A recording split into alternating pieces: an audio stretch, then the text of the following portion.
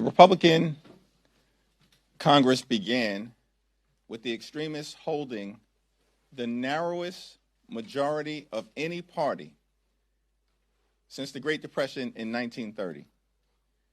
And later on today, as a result of the victory by Christian Menifee, who we congratulate on this significant accomplishment, that narrow Republican majority will get even narrower. And the question for Republicans will continue to be, are you going to double and triple down on your extremism, which is getting you nowhere with the American people? Or try to find a bipartisan path forward to actually address the issues that matter when it comes to making life better for everyday Americans? House Democrats are going to continue to fight hard to lower the high cost of living, to fix our broken health care system, and to clean up corruption everywhere that it is found in this town. Republican policies on the economy have been a failure. Republican policies on health care have been a failure. And Republican policies on immigration enforcement have been a complete and total failure. Taxpayer dollars should not be spent to brutalize and kill American citizens. Taxpayer dollars should be spent to make life more affordable for everyday Americans, something that Republicans have refused to do from the very beginning of Donald Trump being sworn into office last January. Donald Trump and Republicans promised that they were going to lower the high cost of living in the United States of America on day one. That's what they promised. They lied to the American people. Costs haven't gone down, costs have gone up across the board. Housing costs out of control, grocery costs out of control, utility bills out of control, child care costs out of control, and health care costs out of control. Republicans have refused to extend the Affordable Care Act tax credits in the Senate, and as a result, tens of millions of Americans are now experiencing dramatically increased health insurance premiums. In some cases, the monthly costs have increased by $1,000 or $2,000 per month. That is completely and totally unacceptable. Brought to you by the Republican Party. At the same time, it's Republicans, led by Donald Trump, who in their one big ugly bill enacted the largest cut to Medicaid in American history. They literally have ripped health care away from more than 14 million Americans. And as a result of their policies, hospitals, nursing homes, and community-based health clinics are closing all across America. In that one big ugly bill, they also cut SNAP by $186 billion, the largest cut to nutritional assistance in American history. The extremists, they literally snatched food out of the mouths of hungry children, seniors, and veterans. And why did they do all of that? For at least two reasons. So they could provide massive tax breaks to their billionaire donors, and at the same time, create a $191 billion slush fund that went to the Department of Homeland Security, including $75 billion to ICE, so that masked agents could unleash brutality and lawlessness on the American people. Everyday Americans have had enough with the failed policies of Donald Trump and Republicans in the House and the Senate. And the only real question that needs to be answered right now is, when will Republicans have enough with the extremism and the cruelty and the chaos and the corruption that has failed the American people? Questions?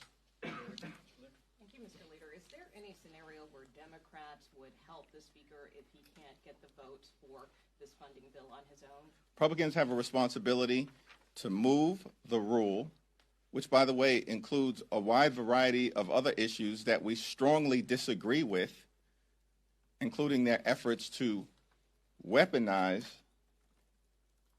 the criminal contempt process so they can create a distraction from the Department of Justice continuing to hide the Epstein files. And so it's hard to imagine a scenario where Democrats are going to provide Republicans who spent all last year lecturing us about the fact that they had some big, massive mandate. Really?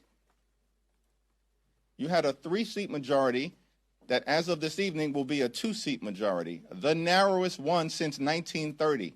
Spent all year lying to the American people, but pretending, apparently some of them believe it, that the results of the 2024 election represented a dramatic shift in how the American people viewed the Republican Party and the Democratic Party. What have the results of the last year said about that conclusion? What have the results of Saturday night, deep in the heart of Texas, said about the Republican conclusion? That somehow we were in the midst of some dramatic MAGA makeover. It was a lie then, it's a lie today, and it certainly will be proven to be a lie in November. Thank you, Mr. Leader. During the last government shutdown, you spoke about how the American people were on your side. You cited polling, anecdotal evidence from all of the travel that you've done across the country.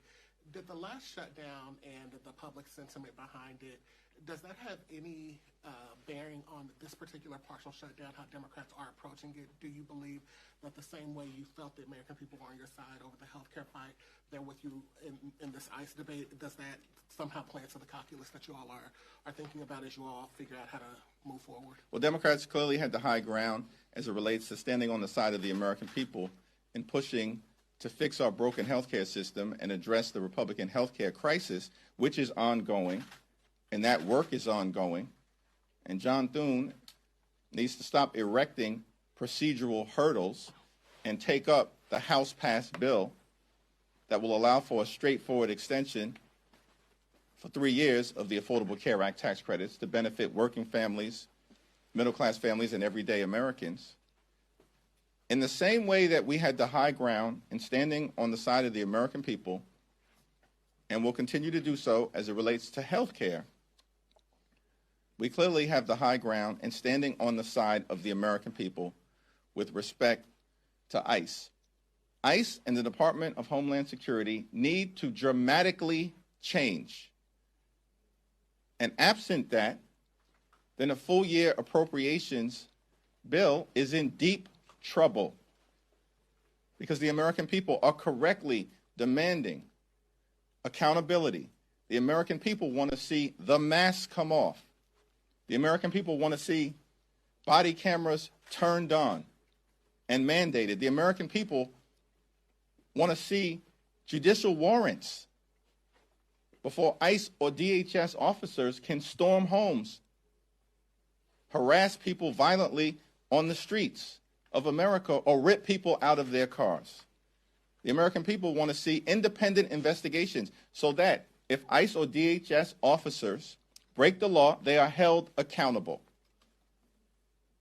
This concept of absolute immunity is absolute absurdity, because the American people know that if you break the law in the United States of America, you should be held accountable. Nobody is above the law.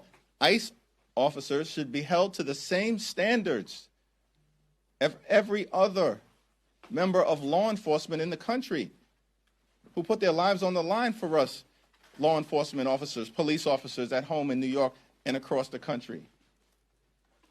And ICE needs to be reined in. They're out of control. They need to be brought to heel so that there is a level of accountability and professionalism that the American people are demanding. Those are just a few of the issues that are absolute must-haves in advance of the Congress taking up a full-year appropriations bill as it relates to DHS funding. Mr. Jeffries, on this bill, on the actual vote for passage, will you vote for it, and will you vote with your members one way or another? We have a leadership meeting later on today where we'll have a discussion about it. We had a caucus meeting yesterday. There was a diversity of perspectives about how to move forward on this particular bill, but it's the 5 bipartisan bills where there's strong Democratic support, and of course, a variety of perspectives as it relates to the 2-week continuing resolution, the 2-week funding freeze related to DHS. So we'll continue those conversations in the leadership meeting today at 5:15, and then of course we'll have a full and robust discussion tomorrow morning at caucus. Thanks. Thank you, Leader. Yeah, second row. I'll get back to you. Yeah, thanks. Thank you, sir. On the subject of the contempt resolutions the House is set to vote on this week, what do you make of the fact that a number of members of your caucus voted with Republicans in committee, and do you plan on whipping against those resolutions this week? Well, those decisions, of course, will be articulated by the Democratic whip, Catherine Clark, at the appropriate time. It's my expectation we'll have a discussion tomorrow as well about these so-called criminal contempt resolutions. House Republicans cannot be taken seriously on this issue. The Department of Justice is now withholding, in violation of the law, more than 3 million documents related to the Epstein files. More than 3 million documents. And we don't hear a peep from James Comer or any Republicans about the failure of the Department of Justice to comply with a law, as well as a subpoena that had been previously issued in a bipartisan way. I'm a hard no on the shenanigans of House Republicans. I don't believe it's serious. And I also think that there have been ongoing discussions by the Clintons and their lawyers to testify that have been repeatedly, apparently, rejected by House Republicans on the Oversight Committee, because they don't want a serious interview. They want a charade. And it's not something that I'm down with. Leader Jeffries, on the weekend shows, you talked about wanting a clear path for this, to know that the Trump administration is serious about working on this funding bill. What does that look like? Do you want to speak to President Trump? What do you need to have that clear path? Well, Speaker Johnson and I have been in close communication. I've also been in close communication with Leader Schumer.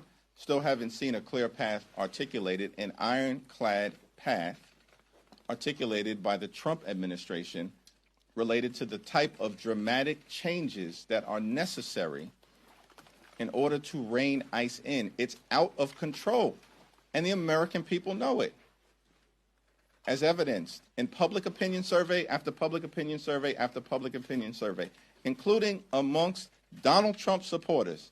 They know he's gone too far. The American people know that Donald Trump lied to them. He said, we're going to target violent felons. Instead, they're targeting 5-year-old boys with Spider-Man backpacks. They're horrifying the American people. And so Democrats are committed to this fight. And again, we've made clear, line in the sand, red line. We've articulated the things that will be necessary for there to be a full-year appropriations bill connected to ICE funding, because we're standing on the side of the American people, some of whom have been killed in cold blood by ICE in plain sight, horrifying the American people. Thanks. Good afternoon. Thank you. You say that your side won't help on the rule. It sounds like some Democrats might be willing to vote yes on the bill. That's okay? I indicated there's a variety of different perspectives, and we'll continue to have that discussion. And what's the issue with some of them saying yes because they want FEMA money, they have earmarked projects that are important to their districts, they're moderate Democrats from swing states? You'll have to talk to them. Well, but what's... So why is there a difference between the rule and the bill? Republicans are in the majority in this institution that has now been around for more than 200 years. It's hard to cite an example where in an institution that is majoritarian in nature, as you know, where the minority steps in to help the majority pass a rule when, as I've indicated to you, there are multiple bills within that rule that we strongly disagree with and do not support, separate and apart from the appropriations issue. I mean, that's not too difficult to contemplate. On rare occasions have we stepped in to deal with Republican dysfunction, including in the last Congress, where it related to making sure that we funded our ally, Ukraine, because we had to stop the pro-Putin caucus within the House Republican Conference from undermining the free world, our values, democracy, freedom, and truth, as opposed to continuing to play footsie with Vladimir Putin. That was a rare occasion. Hard to cite another example in the last few Congresses that actually involved Democrats stepping in to help Republicans govern an institution when Mike Johnson and my Republican colleagues have spent the last year lecturing the country that they have some massive mandate.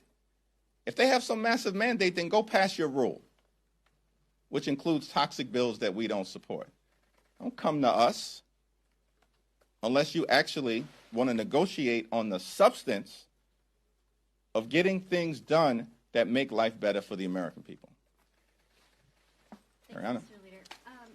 You mentioned Texas. I wanted to ask you about one of the results, the state Senate race there. We saw a Democrat actually flip a seat that Trump won by 17 points, and I think he won by even more over the weekend.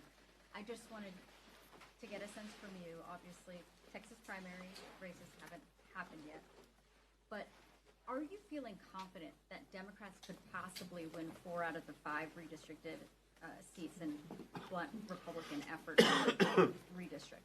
Yes. The Republicans done effed up in Texas, and they know it. We knew it months ago. And it's because of a variety of reasons. First of all, they were never going to get 5 seats. But they created a scenario where they tried to take 5 seats away from Democrats, didn't think that we were going to respond. California responds decisively, and we will pick up 5 seats as a result of Prop 50 in California. And it remains to be seen what happens in Texas. I can guarantee you they won't win 5 seats. They're going to struggle to win 3 based on 2024 performance, let alone what we've seen literally over the last year. And let me congratulate Taylor Remmett, who ran an extraordinary campaign. It was a decisive victory. It was a shellacking for Republicans in Texas that even caught Ron DeSantis' attention. They can't ignore it. And by the way, Republicans have been losing elections and Democrats have been winning elections since January of last year. Irrefutable fact. This has now gone on for 13 consecutive months. And during the entirety of the Trump presidency, Democrats haven't lost a single meaningful election. Not one. Not one. We won the Iowa special election in January. That was a district that Trump had just won by 20 points, a state Senate seat in Iowa. Decisively won an election in February for the Westchester County Executive in a district partially represented by Mike Lawler. In March, we won a state Senate race in Pennsylvania in a part of the Commonwealth where we hadn't had representation in over 100 years. It was a district that Donald Trump had just won by 15 points. In April of last year, we won a special election in the Wisconsin State Supreme Court contest by over 11 points in a state that Donald Trump had just won, where Elon Musk spent over $25 million. In May, for the first time in 12 years, we won the mayor race in Omaha, Nebraska, and elected an African-American for the first time ever in the history of that great state.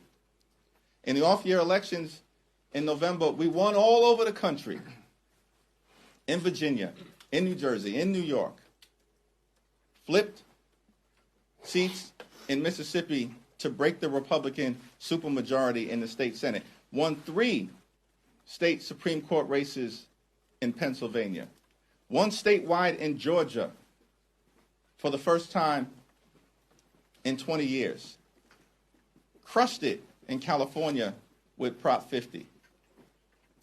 Democrats in the off-year elections won up and down the ballot across the country, in statewide races, in county legislative races, and at all points in between. And then in December of last year, we won the mayor's race in Miami for the first time in almost 30 years. Crushed the Republican opposition. And then 2 days ago, in Texas, this is extraordinary.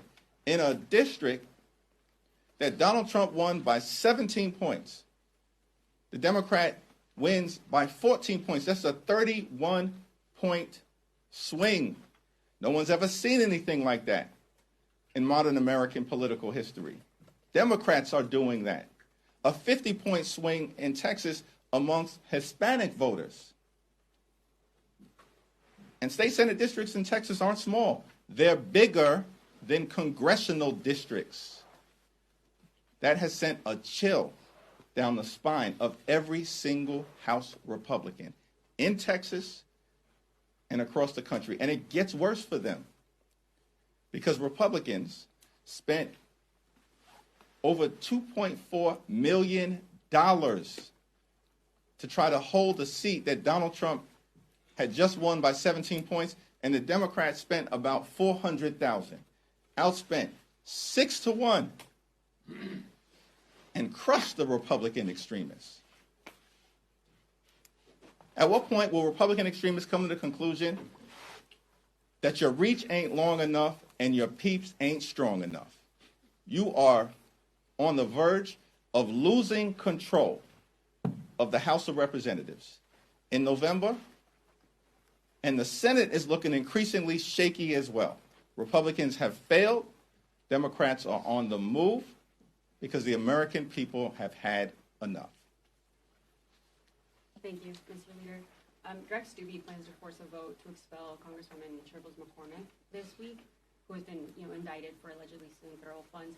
What is House Democratic leadership's stand here? Are you opposing this effort and standing, I guess, with Shirley McCormick? I mentioned on Friday that Congresswoman Shirley McCormick is entitled to the presumption of innocence like every other American. I'm a hard no as it relates to the effort to expel her, and it's going to fail. Thanks. Thank you. If House Republicans add the SAVE Act to this latest funding package, are Democrats prepared for a prolonged government shutdown if this is included? Well, the SAVE Act is dead on arrival. It's not going anywhere in the Senate. And the Republicans have failed on the issue of immigration enforcement. These people are desperate. They've lost their advantage on every single issue that they thought was going to be part of some permanent realignment. How was it possible that they actually convinced people that there was some permanent realignment when they haven't won a race in 13 months? It's confusing to me. Their policies have failed completely. Donald Trump is deeply unpopular. Democrats have been up in the generic ballot for months. And everybody understands if the election were held today, they're going down in flames on the other side. Because Democrats are the only group of people actually focused not on partisan bills like the SAVE Act, so-called SAVE Act, but on actually making life better for the American people, driving down the high cost of living, fixing our broken healthcare system, cleaning up corruption, making it clear here in America, our view, you work hard, you play by the rules, as hundreds of millions of Americans do, you should be able to live an affordable life, a comfortable life, live the good life. That's what Democrats are fighting hard to bring about. Good paying job, good housing, good health care, good education for your children, and a good retirement. Thank you, everyone. Thank you.